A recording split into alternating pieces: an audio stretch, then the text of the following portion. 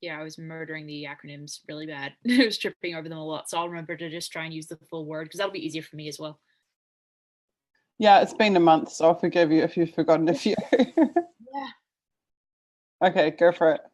Okay, so the next one is experiences of a SIGINTer in Baghdad. And I feel like this is a repost, or at least it's obviously very, very similar to a couple that we've seen previously, but it's honestly good. We've seen so many like stories from Baghdad, and I think it's because they're always trying to convince people to go there.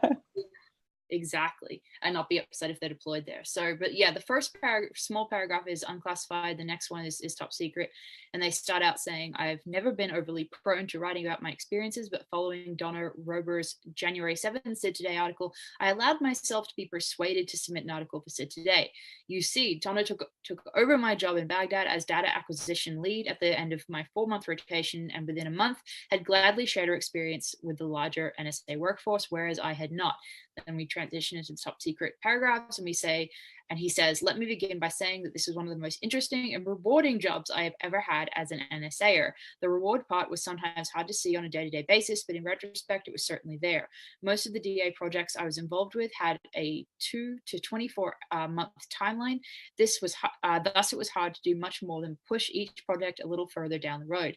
The things that you get to see through to completion, you probably had little input on at the start. And the things that you initiate, you don't get to see through to completion.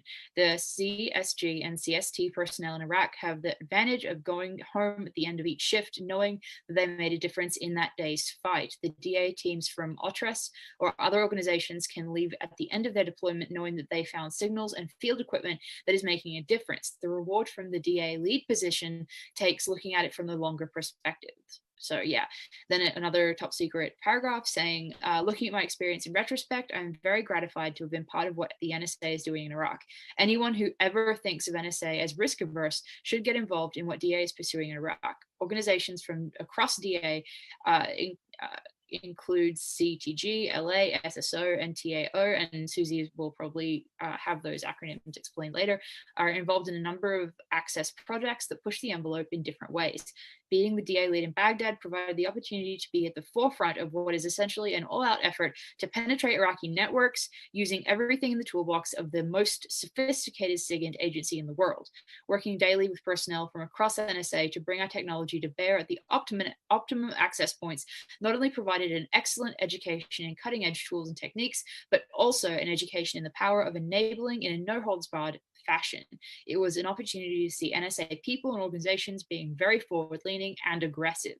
And then again, it's top secret, and it says being the field rep for a number of projects entailed deciding daily which priorities were most important and had to be on that day's to-do list, and which could wait another day. It meant juggling not only priorities, but also juggling operational avenues and approaches to determine the best path for arranging access.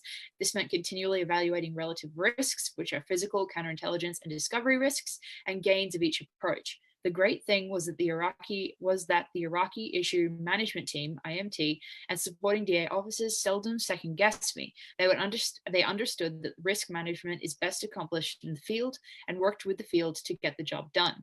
Again, top secret, it says the position also entailed working daily with a wide spectrum of personnel, including Iraqi government personnel engaged in telecommunications and IT issues for Iraq, small and medium-sized Iraqi communications contractors, the CEOs and chief technical officers of major Iraqi telecommunications service providers, Iraqi cabinet level officials, State Department personnel at all levels, US military communications personnel from a 2-striper to a 2-star, and CIA personnel in the field. Every day in Baghdad, I started the day looking forward to what I had to do. By the end of the day, the to-do list for the next day would likely be even longer with a number of things still left from the previous day, but that was okay. Every day was different and brought fresh challenges, fresh opportunities to consider, different ways to pursue the target. This is not to say that everything was rosy, for there were certainly many setbacks along the way. Some projects seemed to move backwards faster than they moved ahead, and some roadblocks did ultimately prove to be insurmountable. However, every day did provide the opportunity to see the SIGINT system being as aggressive as we have ever likely dared to be in pursuing the target. Would I do it again? You bet. So what do you think about that? Okay, I think a number of things about that. So the first question I ask myself when I see all these top secret classifications is why? Why are they top secret? What is it that's in each paragraph that is top secret? So the fact that they went there was unclassified, and who it was that took over their job was unclassified, and the fact that they were in Baghdad was unclassified. Yeah. Because the first thing that I thought is maybe this is all top secret just because it relates to Iraq, but this wasn't top secret for relating to Iraq, so that pretty much throws out that theory. So then let's have a look. The first thing here that I noticed that really stood out for me was the sentence.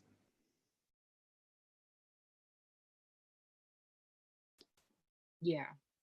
Yeah. And he kept saying when he used the phrase aggressive as opposed to efficient or, successful or some other descriptor, I thought that was really interesting. This no holds barred fashion. This to me, I mean, they're basically saying like the rule book is out the window, right? Yeah. They're saying like anything goes. Yeah. And then the next line, as you highlighted, it says aggressive again. And in the last paragraph, I noticed that he said aggressive again.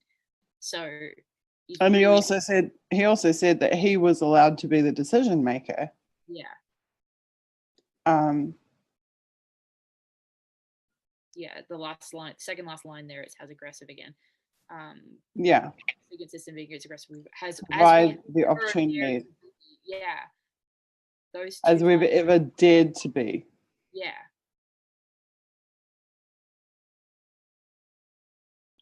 Interesting. The other thing that I found really interesting was where they talked about the complicity of Iraqi telcos. Yeah, that's true. It basically means that the telcos worked at the behest of the government is working with the NSA, and the NSA is working with the CIA. So there again, you have that marriage between the corporates and the government and the military. We know so much of the Iraqi infrastructure was fired in the wake of the war, so it's interesting to see them. As for this is special source operations, right? And this is target access operations, which is like the offensive hackers. These are the like supposedly like the super hackers. LA, something analysis, like this is escaping me at the moment. Someone in chat probably knows, and this is the cryptologic something group. Okay. Off the top of my head. So why are these top secret? So if it's just because they're in Iraq, and we know that's not the case because of that paragraph. So what is it in here? What is it that is top secret, that makes it top secret? It was interesting and rewarding, hard to see on a day-to-day basis. The project they're involved in had a 2 to 24 month timeline. So that is probably the only sentence that I can see because it's specifically relating to projects. Possibly that is why. Yeah, and one other thing that I noticed, and this doesn't have to have anything to do with why it's top secret, but I noticed that he kept basically saying that in addition to them being so aggressive, it sounded like he never made any progress. I mean, he kind of tried to put a positive spin on it, but it definitely sounded like it was endless work that kind of didn't make much progress in as time went on. So I do not know what OTRAS is. We should make a note of that and try and look it up. Off the top of my head, I can't think of what that is. So perhaps that's something to do with it as well. But I would assume that the specific project timeframes, anything where there's actually details of a project, might be why that is top secret. Then let's look at the next one.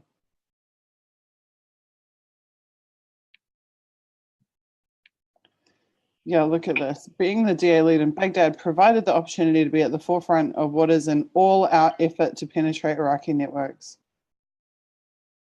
using everything in the toolbox. So this ties in with the no holds barred. Definitely.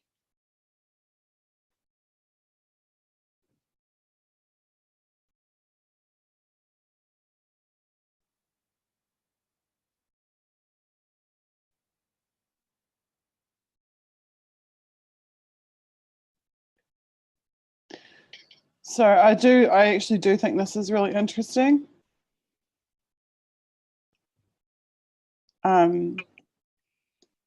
Because of the like aggressive, no holds barred. I think that's the most interesting factor. And then that the Iraqi telcos were directly involved. That said, we need to double check the batch 5 intercept reporting because they really do tend to pretty consistently report on Iraq.